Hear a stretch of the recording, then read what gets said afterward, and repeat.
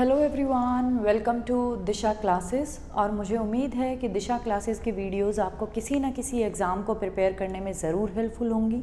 और जैसे कि आप सभी को पता है, दिशा क्लासेस एक ऐसा यूट्यूब प्लेटफॉर्म है जहां हम कॉमर्स के सभी सब्जेक्ट्स को कवर कर रहे हैं जो नेट कॉमर्स एग्ज़ाम और एस्टेट पीजीटी कॉमर्स एग्ज़ाम में पूछे जाते हैं।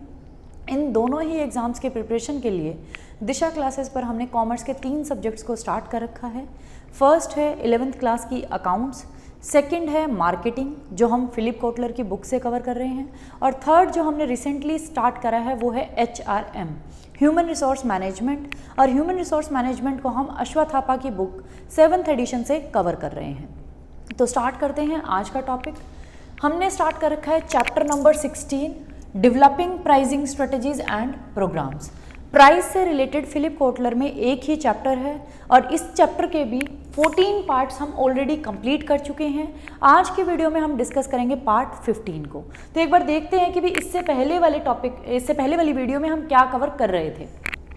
तो हम डिस्कस कर रहे थे कि भी जो कंपनीज हैं, कंपनीज अपने प्रोडक्ट का प्राइस सेट करने के लिए एक प्रोसेस को फॉलो करती हैं। उस प्रोसेस में टोटल 6 स्टेप्स हैं, जिसमें से 4 स्टेप्स को हम कवर कर चुके थे और 5th स्टेप हमारा था selecting a pricing method. Price set करने के लिए कंपनीज को एक प्राइसिंग मेथड सेलेक्ट करना पड़ता है और इस प्राइसिंग मेथड की हेल्प से ही फाइनल वो अपना प्राइस सेट करती हैं।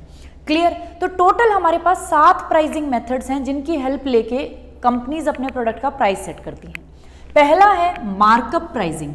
मार्कअप प्राइसिंग मेथड हम पिछली वीडियो में डिस्कस कर चुके हैं, क्या होता है और कैसे उसके थ्रू प्राइस सेट किया जाता है। सेकेंड मेथड है टारगेट रिटर्न प्राइसिंग, जो आज की वीडियो में हम डिस्कस करेंगे कि भी इस मेथड में प्राइस कैसे सेट किया जाता है, और जो हमारे रिमेनिंग मेथड्स हैं उनको हम आने वाली वीडियोस में कवर करेंगे। तो स्टार्ट करते हैं आज का method, target return pricing method. कि भी टारगेट रिटर्न प्राइसिंग मेथड में आप कैसे अपने प्रोडक्ट का प्राइस सेट करते हैं।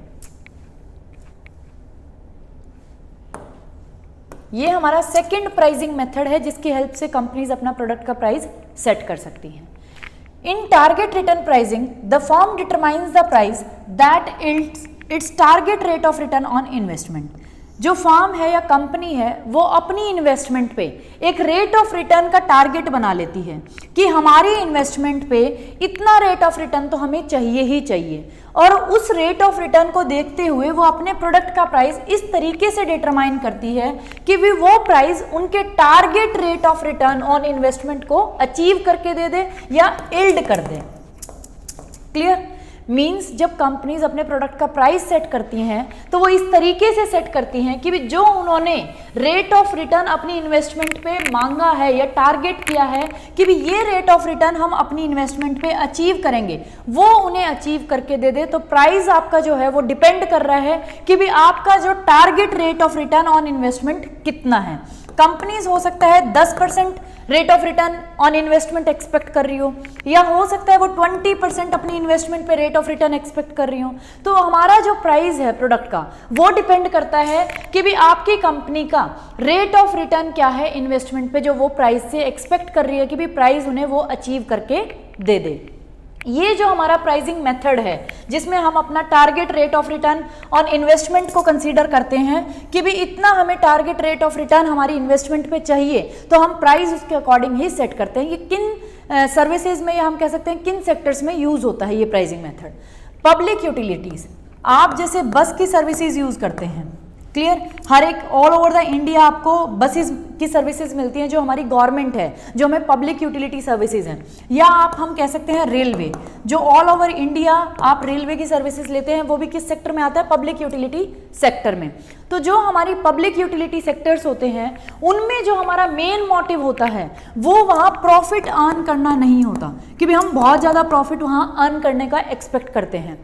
वहाँ हमारा मोटिव होता है कि हमारी जो इन्वेस्टमेंट है उस पर सिर्फ हमें एक फेयर रिटर्न मिल जाए, बस वही हमारे लिए काफ़ी है ताकि हमारे उससे एक्सपेंसेस या मेंटेनेंस वगैरह उससे निकलता रहे। तो पब्लिक यूटिलिटी सर्विसेज के केस में जो हमारी प्राइस रखे जाते हैं जो हमारी सर्विसेज होती हैं या हम कह सकते हैं जो भी प्रोडक्ट हमें पब्लिक यूटिलिटी सेक्टर दे रहा है, उनके केस में जो प्राइस सेट किया जाता है, प्राइस के साथ हम सिर्फ इतना एक्सपेक्ट करते हैं कि भी हमारे प्राइस में हमारी इन्वेस्टमेंट पे एक फेयर रिटर्न हमें मिल जाए, कि भी जितना भी हमने इन्वेस्ट किया है उन पब्लिक यूटिलिटी की सर्विसेज पे, उन पे सिर्फ हमें इन्वेस्टमेंट पे एक फेयर रिटर्न हमें मिल जाए, और इस तरीके से फेयर रिटर्न के लिए हम प्राइस को सेट करते हैं। ना प्राइस ज़्यादा हाई होता है, ना प्राइस इतना लो होता है कि सिर्फ उसमें कॉस्ट कवर हो, तो उस पर सिर्फ हम प्राइस जब सेट करते हैं तो एक फेयर रिटर्न एक्सपेक्ट करते हैं कि भी हमें हमारी इन्वेस्टमेंट पे एक फेयर रिटर्न मिल जाएगा। क्लियर? सपोज अब इन्होंने दे रखा है एक एग्जाम्पल, जो अभी हमने एग्जाम्पल देखा था कि मान लो वो जो टोस्टर मैन्युफैक्चर था उसने इन्वेस्ट करे हैं $1 मिलियन अपने बिजनेस में, and want to set a price to earn 20% return on investment. ROI का मतलब है रिटर्न ऑन इन्वेस्टमेंट, कि भाई आपको अपनी इन्वेस्टमेंट पे कितना रिटर्न चाहिए। तो ये कह रहा है कि वो एक ऐसा प्राइस सेट करना चाहता है, want to set a price, एक ऐसा प्राइस सेट करना चाहता है जिससे उसको जो रिटर्न ऑन इन्वेस्टमेंट है वो 20% उसको रेट ऑफ रिटर्न या रिटर्न ऑन इन्वेस्टमेंट वो चाहता है अपने प्राइस के थ्रू अर्न करना। तो अब आप देखें कि भी उसकी जो इन्वेस्टमेंट है वो है $1 मिलियन की।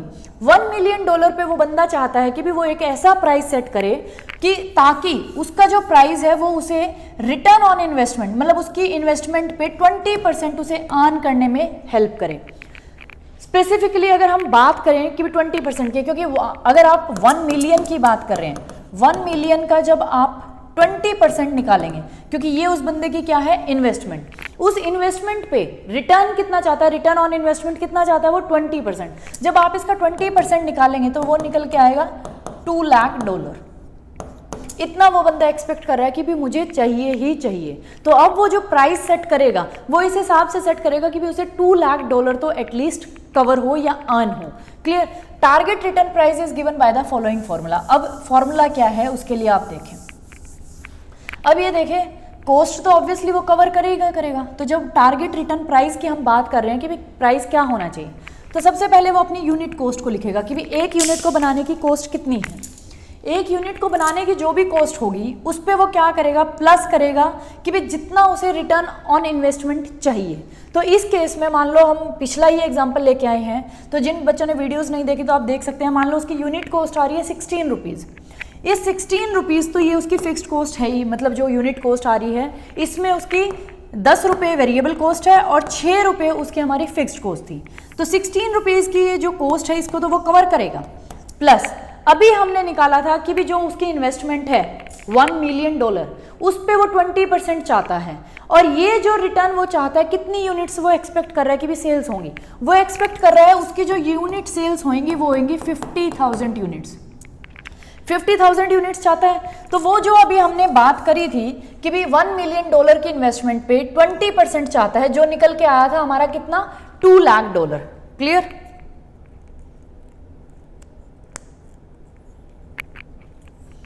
$2 लाख हमारा निकल के आया था। तो आप ये देखें कि भी उसे चाहिए $2 लाख।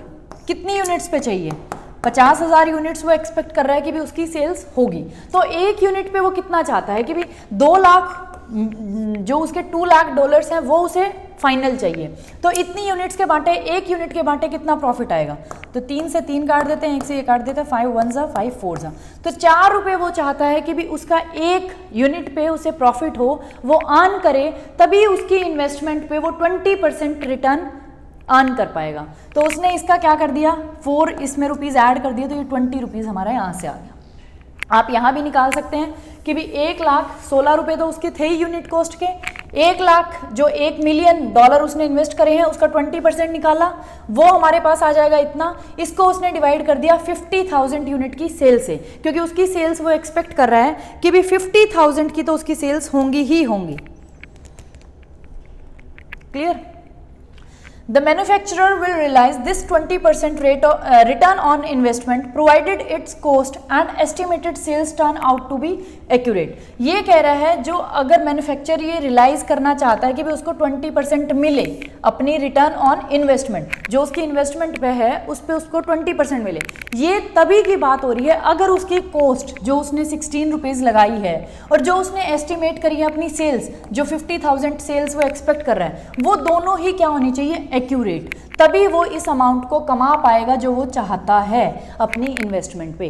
अगर उसकी सेल्स का एस्टिमेट गलत होता है या उसकी कॉस्ट ही गलत होती है तो वो जो रिटर्न अपनी इन्वेस्टमेंट पे चाह रहा है वो उसे अर्न नहीं कर पाएगा। मान लो उसने कॉस्ट एस्टिमेट करेगी भी 16 रुपीज़ आएगी लेकिन कॉस्ट ही उसकी 20 रुपीज़ आ रही है, तो अगर वो प्राइस भी 20 रख देता है क्योंकि वो मानता है 16 आएगी लेकिन एक्चुअल कॉस्ट ही उसकी 20 आ गई, तो क्या वो इस रिटर्न ऑन इन्वेस्टमेंट को कर पाएगा अचीव? नहीं, वो जो इन्वेस्टमेंट पे रिटर्न सोच रहा है अर्न करने की वो अचीव नहीं कर पाएगा। या फिर मान लो आप कि भी उसकी जो यूनिट सेल्स हुई वो 30,000 यूनिट सेल हुई, वो एक्सपेक्ट कर रहा था 50,000 यूनिट सेल होंगी लेकिन जो हमारी सेल्स हुई वो कितनी यूनिट्स की हुई, 30,000 की, तो भी आप ये जो रिटर्न ऑन इन्वेस्टमेंट एक्सपेक्ट कर रहे हैं वो अचीव नहीं कर पाएंगे। तो इसलिए ज़रूरी है कि भी जो मैन्युफैक्चर का एस्टिमेट है उसकी कॉस्ट का और उसकी सेल्स की यूनिट का वो कैसा होना चाहिए, एक्यूरेट होना चाहिए। But what if sales don't reach 50,000 units, अभी हमने बात करी अगर मान लो ये 50,000 यूनिट्स जो वो एक्सपेक्ट कर रहा है वो इतनी होती ही नहीं है, the manufacturer can prepare a break even chart to learn what would happen at other sales level. ये कह रहा है इसलिए मैन्युफैक्चरर को क्या करना पड़ेगा, एक ब्रेक इवन चार्ट बनाना पड़ेगा जिससे उसे ये पता चल जाए कि भी अलग अलग जितने जो हमारी सेल्स होंगे, सेल्स के लेवल होंगे, मान लो 10,000 यूनिट्स भी सेल्स हो सकती हैं, हो सकता है कि 20,000 यूनिट्स आपकी सेल हो जाएं, हो सकता है 30,000 यूनिट्स आपकी सेल हो जाएं, हो सकता है 45,000 हो जाएं, या फिर हो सकता है 50,000 भी हो जाएं जो आपने एक्सपेक्ट है, या फिर 60 भी हो सकता है। तो आपको क्या करना पड़ेगा, एक ब्रेक इवन चार्ट बनाना पड़ेगा जिसके थ्रू आपको मैन्युफैक्चरर को ये पता चले कि भी जो डिफरेंट सेल्स के लेवल्स हैं उन पे मतलब उसकी मतलब break even chart, break even point कहाँ आता है कि भी जहाँ उसकी टोटल कॉस्ट और टोटल रिवेन्यू मैच होंगे। ब्रेक इवन पॉइंट क्या होता है, जहां हमारी टोटल कॉस्ट किसके इक्वल होती है, टोटल रिवेन्यू के, मींस हमें ना प्रॉफिट है ना लॉस है, हमारी जो कॉस्ट है वो हमारी इनकम के रिवेन्यू के इक्वल है। उस पॉइंट को हम बोलते हैं ब्रेक इवन पॉइंट कि भी ये ब्रेक इवन पॉइंट है। अगर आपकी सेल्स उस ब्रेक इवन पॉइंट से ब्रेक इवन पॉइंट से एक्सटेंड कर जाती है तो आपको क्या होगा, प्रॉफिट। लेकिन अगर आपकी जो प्रोडक्ट है वो इस ब्रेक इवन पॉइंट की सेल्स पे भी नहीं पहुंच पाता, आपकी सेल्स उस ब्रेक इवन पॉइंट की सेल्स से भी कम सेल्स हो रही हैं, तो आपको क्या होगा, लॉस। क्योंकि ये एक ऐसा पॉइंट है जहां आपको ना प्रॉफिट हो रहा ना loss, no profit no loss point है। यहाँ आपकी टोटल कॉस्ट टोटल रिवेन्यू के इक्वल है, मीन्स आपको ना तो प्रॉफिट हो रहा ना लॉस। लेकिन अगर इस पॉइंट से नीचे की सेल्स होती हैं तो मीन्स आपको लॉस होगा। इस पॉइंट से ऊपर की सेल्स होती हैं तो मतलब आपको प्रॉफिट होगा ही होगा। तो इसलिए कह रहे हैं कि भी हमें नहीं पता कि भी जो मैन्युफैक्चरर एक्सपेक्ट कर रहा है कि भी 50,000 यूनिट्स की सेल होंगी या नहीं, तो अगर वो ऐसा नहीं होता तो उस केस में क्या करना चाहिए, उस केस में मैन्युफैक्चरर को एक ब्रेक इवन चार्ट बनाना चाहिए ताकि उसे अदर सेल्स लेवल पे पता चले, मीन्स उसे सारे सेल्स के लेवल्स का पता चले कि भी उसका सेल्स का लेवल 10,000 यूनिट्स भी हो सकता है, 60,000 यूनिट्स भी हो सकता है, या 30,000 यूनिट भी। मीन्स एटलीस्ट उसे एक ब्रेक इवन तो पता होना चाहिए कि ये मेरा ब्रेक इवन पॉइंट है जहां हमें ना प्रॉफिट है ना लॉस है। इससे ऊपर होगा तो प्रॉफिट होगा, इस ब्रेक इवन पॉइंट से नीचे सेल्स होंगी तो लॉस होगा। एटलीस्ट वो तो उसे पता होना चाहिए। जैसे अभी फिगर 16.5 की हम बात करेंगे, ये देखिए आप, अब इसी एग्जाम्पल को लेके इन्होंने कहा है break even chart for determining target return price and break even volume. ये कह रहा है ये एक ऐसा ब्रेक इवन चार्ट है जहां हम ये डिटरमाइन करेंगे टारगेट रिटर्न प्राइस कहां अचीव होगा और ब्रेक इवन वॉल्यूम कितना है कि भी इतना तो हमें एटलीस्ट बेचना ही बेचना है ब्रेक इवन पॉइंट पे आने के लिए। तो आप ये देखिए, ये हमारी सेल्स की वॉल्यूम की रेंज है। अभी मैंने आपको कहा ये सारी थाउजेंड्स में है, 10,000 यूनिट्स भी सेल हो सकती हैं, 20,000 यूनिट्स भी सेल हो सकती हैं, 30 भी हो सकती है, 40,000 या 50,000 जो वो एक्सपेक्ट कर रहा है उतनी भी सेल्स हो सकती हैं। और ये हमने डॉलर इन थाउजेंड लिखे हैं कि भाई क्या क्या कॉस्ट हो सकती है। अब आप ये देखिए जो आपका रिवेन्यू स्टार्ट होगा वो तो जीरो से होगा। जैसे ही एक यूनिट बिकेगी तो यहाँ प्रॉफिट आ जाएगा, मतलब टोटल रिवेन्यू इतना हो जाएगा। 2 बिकेंगी इतना हो जाएगा, 3, 4, 5। जब 10,000 यूनिट्स आपकी बिकेंगी तो आपको टोटल रिवेन्यू होगा इतना। क्लियर, ये हो गया रिवेन्यू। लेकिन आप ये देखें जब आपको क्या कहते हैं इस पॉइंट पे 10,000 यूनिट्स जब आपकी बिक रही हैं तो रिवेन्यू इतना है, लेकिन आप अपनी कॉस्ट का लाइन देखिए, ये जो टोटल कॉस्ट वाली लाइन है ये है यहाँ, तो इसका मतलब आपकी कॉस्ट ऊपर है और रिवेन्यू नीचे है। तो इस केस में आपको क्या होगा, ऑब्वियसली लॉस होगा। फिर हमने देखा कि भी नहीं यहाँ तो कुछ नहीं, क्योंकि फिक्स्ड कॉस्ट सेम है, फिक्स्ड कॉस्ट के और वेरिएबल कॉस्ट के बेसिस पे हमने क्या लिया, ये टोटल कॉस्ट ली है। ये वाली जो हमारी रो है ये वाली, यहाँ आपकी टोटल कॉस्ट है और ये रिवेन्यू वाली है जो जीरो से स्टार्ट होगा, क्योंकि रिवेन्यू जब कुछ बिक ही नहीं रहा तो जीरो से स्टार्ट होता है। जैसे जैसे आपकी यूनिट्स बिकेंगी तो रिवेन्यू बढ़ता रहता है। इस पे हमने देखा कि हमारी टोटल कॉस्ट ज़्यादा है और रिवेन्यू कम है। फिर हम देखते हैं जब हमारी 20,000 यूनिट सेल हो रही हैं, 20,000 यूनिट्स के ऊपर आप ये देखें कि भी ये हमारी क्या है, कॉस्ट। अब रिवेन्यू को देख लेते हैं, रिवेन्यू का क्या आता है। तो अगर हम रिवेन्यू देखें तो रिवेन्यू वाली जो ये लाइन है ये रही, ये हमारा आ गया रिवेन्यू, क्योंकि यहां से बढ़ के आपका रिवेन्यू कहां पहुंच गया, यहां। तो रिवेन्यू इंक्रीज हुआ क्योंकि 10,000 यूनिट से अब आपकी सेल्स कितनी होगी, 20,000 यूनिट्स। तो जैसे जैसे रिवेन्यू बढ़ा लेकिन कॉस्ट डिक्रीज हुई, ये देखो थोड़ी सी डिक्रीज हुई, लेकिन इतनी नहीं डिक्रीज हुई कि वो इसके बराबर आ जाए। तो अब भी आपका जो ये रिवेन्यू है ये किससे, कॉस्ट से क्या है, नीचे डाउन है, तो अभी भी आपको लॉस है। फिर हम चलते हैं और आगे जाते हैं। जब हमारी 30,000 यूनिट सेल हो रही हैं, 30,000 यूनिट जब मेरी सेल होगी तो ये मेरा है रिवेन्यू वाली लाइन, ये होगी रिवेन्यू वाली। इस रिवेन्यू वाली पे ये आ गया रिवेन्यू मेरा, ठीक है भाई। अब देखते हैं टोटल कॉस्ट। ये मेरी जो कॉस्ट वाली लाइन है, ये मेरी जो कॉस्ट वाली लाइन है, ये देखो ये कॉस्ट वाली लाइन भी यहाँ मैच हो रही है। मीन्स यहाँ मेरा जो टोटल कॉस्ट है और टोटल रिवेन्यू है 30,000 यूनिट्स पे क्या हो रहा है, इक्वल। अभी हमने बात करी थी जब आपकी टोटल कॉस्ट किसके इक्वल होगी, टोटल रिवेन्यू के, तो वो हमारा एक ऐसा पॉइंट होगा जिसे हम बोलते हैं break even point. Break even point जहां हमें नो लॉस और no profit, no loss no profit, क्योंकि कॉस्ट किसके इक्वल आ गई, टोटल रिवेन्यू के। अब देखो ये हमने पॉइंट डिटरमाइन कर लिया, इसलिए मैन्युफैक्चर के लिए जरूरी है कि भी उसे पता हो डिफरेंट सेल्स के लेवल क्या होंगे और उसका ब्रेक इवन पॉइंट कितना है कि भी इतना तो एटलीस्ट उसे अचीव करना ही करना है। फिर हम मान लेते हैं कि भी हमारी सेल्स जो है वो 40,000 यूनिट्स हुई, 40,000 यूनिट्स हुई, तो ये देखो हमारा टोटल रिवेन्यू तो यहाँ पहुंच गया और जो हमारी टोटल कॉस्ट थी वो यहाँ रहेगी, तो इतना का क्या है, प्रॉफिट है। अब हमारा जो रिवेन्यू था वो ऊपर है, ये वाला रिवेन्यू ऊपर है। अब जो हमारी कॉस्ट थी, कॉस्ट देखो आप, ये कॉस्ट रह गई नीचे, तो ये जो रिवेन्यू है ये ऊपर है। फिर हमने देखा 50,000 यूनिट जो हम एक्सपेक्ट कर रहा है मैन्युफैक्चर, अगर वो अचीव हो जाता है तो आपकी टोटल रिवेन्यू तो देखो यहाँ है और टोटल कॉस्ट को आप देखो यहाँ है, तो इतने का ये क्या है, आपका टारगेट प्रॉफिट जो आप एक्सपेक्ट कर रहे हैं कि भी मुझे या मैन्युफैक्चर को 2 लाख यूनिट, 2 लाख डॉलर का तो एक्सपेक्ट कर ही रहा है कि वो होना चाहिए, क्योंकि उसने टारगेट रिटर्न कितना फिक्स कर रखा है, उसने जो टारगेट रिटर्न फिक्स कर रखा है वो फिक्स कर रखा है 20%। तो इन्वेस्टमेंट कितनी करी थी उसने, इन्वेस्टमेंट करी है 10,000 डॉलर की, 10,000 डॉलर पे वो एक्सपेक्ट कर रहा है 20%, तो 20% हो जाएगा 2 लाख डॉलर। 2 लाख डॉलर कब अचीव होंगे, जब 50,000 यूनिट्स उसकी सेल होंगी। तो इसीलिए हमने कहा है कि भी ये सारी चीजें कब हो सकती हैं, जब उसकी जो हम कह रहे थे मैन्युफैक्चर कब ये चीज़ें अचीव कर सकता है, जब उसका जो एस्टीमेट है कॉस्ट का और जो एक्सपेक्टेड सेल वो मान रहा है वो एक्यूरेट हो। अगर वो एक्यूरेट नहीं होंगे तो वो टारगेट रिटर्न को अचीव नहीं कर सकता। इसीलिए मैन्युफैक्चर को क्या करना चाहिए, एक ब्रेक इवन चार्ट भी बना लेना चाहिए।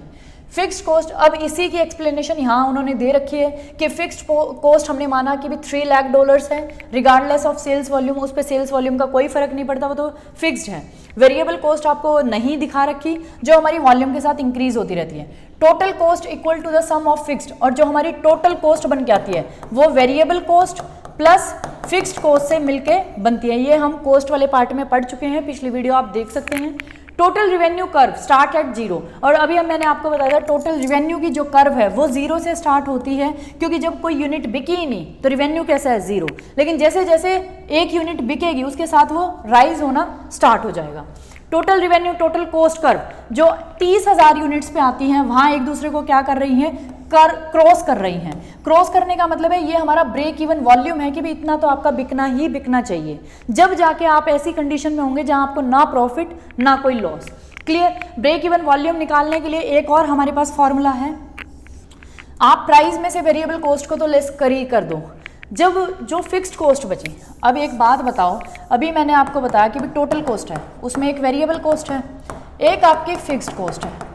तो जो ये टोटल कॉस्ट मिलके बनी है इसके इक्वल ही तो आपका टोटल रिवेन्यू आना चाहिए, तभी आपका वो क्या हो जाएगा, ब्रेक इवन पॉइंट आएगा। तो ऐसा रिवेन्यू चाहिए मुझे कि भी जिससे मेरी फिक्स्ड कॉस्ट और वेरिएबल कॉस्ट क्या हो जाए, कवर। क्योंकि इस रिवेन्यू ने ये किसके इक्वल आनी चाहिए, टोटल कॉस्ट, और टोटल कॉस्ट किसके इक्वल है, वेरिएबल और फिक्स्ड। मतलब कहने का है कि मेरा जो प्राइस हो उसमें मेरी वेरिएबल कॉस्ट भी कवर हो जाए, मेरी फिक्स्ड कॉस्ट भी कवर हो जाए। अगर ये दोनों कवर हो जाएंगी तो टोटल कॉस्ट टोटल रिवेन्यू के इक्वल आ गई।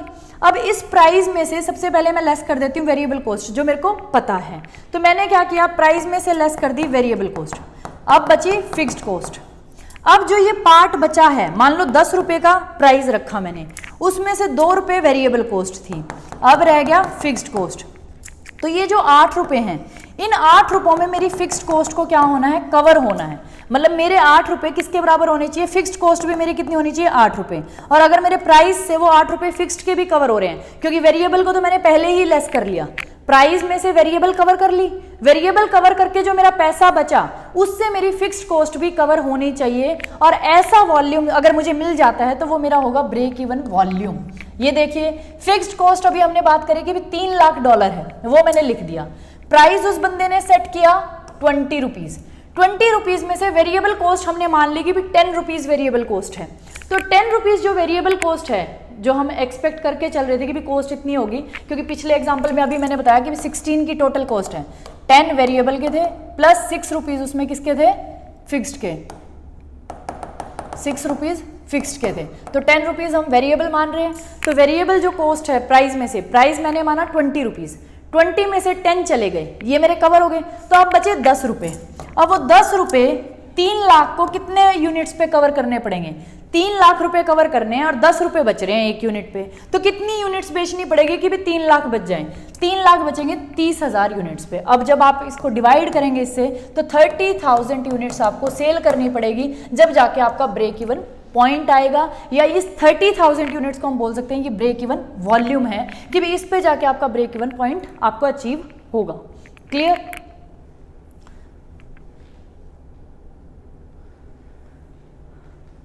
The manufacturer of course is hoping the market will buy 50,000 units at 20, in which case it earns $2 lakh on its 1 million investment, but much depends on the price elasticity and competitors prices।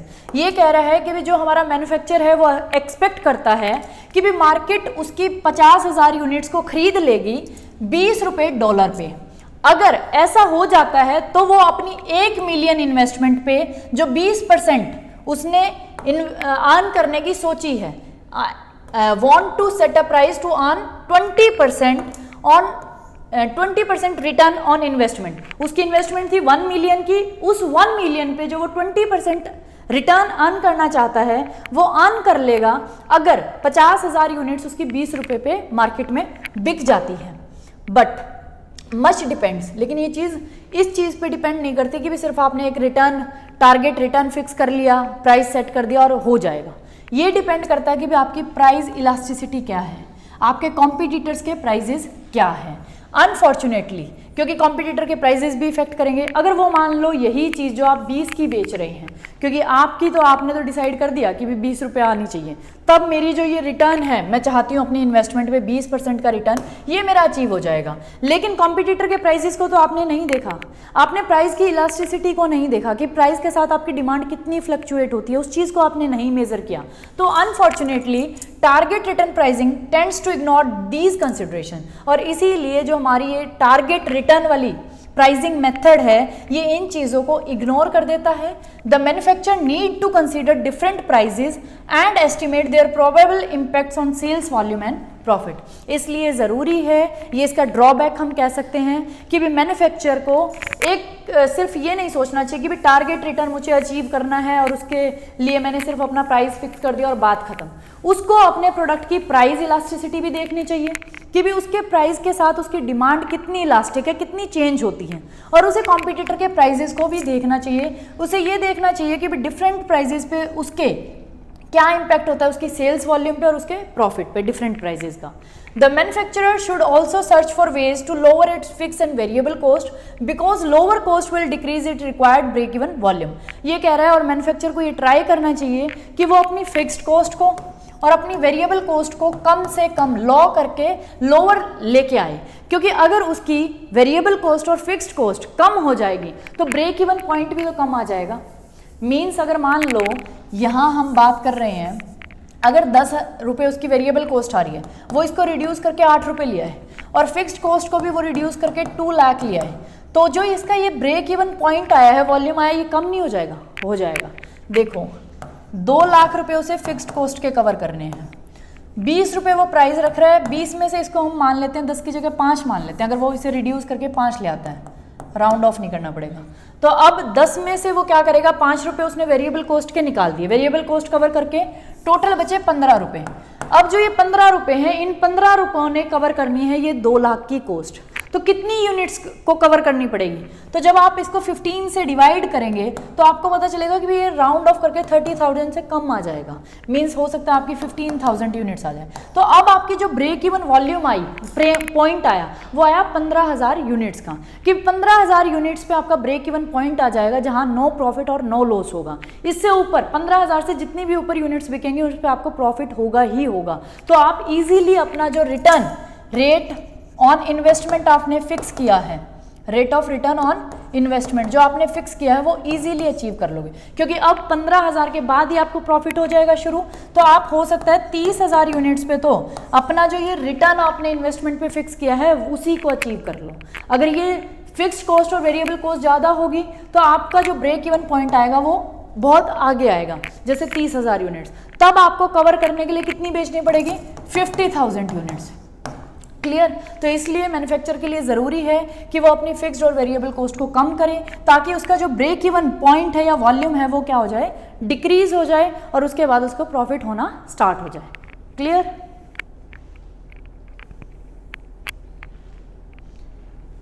ये था हमारा आज का topic. उसके बाद एक example दे रखा है, आप देख सकते हैं। अगर आपको कोई भी डाउट होता है तो आप मुझे कमेंट बॉक्स में लिख सकते हैं। और आप सभी से एक ही रिक्वेस्ट है, जो भी मेरे व्यूअर्स हैं जो मेरी वीडियोस को देखते हैं और उन्होंने अभी तक चैनल को सब्सक्राइब नहीं किया, तो प्लीज़ चैनल को सब्सक्राइब करें और वीडियोस को ज़्यादा से ज़्यादा शेयर करें अपने फ्रेंड्स के साथ, रिलेटिव्स के साथ, कॉलीग्स के साथ, ताकि उन बच्चों तक भी वीडियोस पहुँचे जिनको ये नहीं पता कॉमर्स के सब्जेक्ट प्रिपेयर करने हैं या मार्केटिंग करनी है फिलिप कोटलर की, तो वो कहाँ से करें।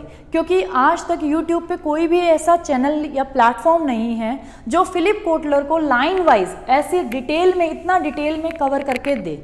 और मैं आपके लिए इतनी मेहनत करती हूँ, तो इन रिटर्न आपसे सिर्फ एक ही चीज़ एक्सपेक्ट करती हूँ कि भी आप चैनल को ग्रो करने में हेल्प करें। प्लीज़ एक क्लिक करना है आपको सब्सक्राइब के बटन पे, और उससे मुझे मोटिवेशन मिलती है कि भी जो मैं काम कर रही हूँ वो लोगों को पसंद आ रहा है। तो उससे मुझे होता है कि भी नहीं, मुझे ऐसा ऐसा कंटेंट डालना चाहिए जो बच्चों के लिए यूज़फुल हो। तो आप सभी से सिर्फ एक ही रिक्वेस्ट है, वीडियोस भी आपको रेगुलरली मिलेगी, सिलेबस भी मैं आपका कंप्लीट करवा दूंगी जो भी मैंने आपको प्रॉमिस किया है। बस आप वीडियोज़ को ज़्यादा से ज़्यादा शेयर करा करो।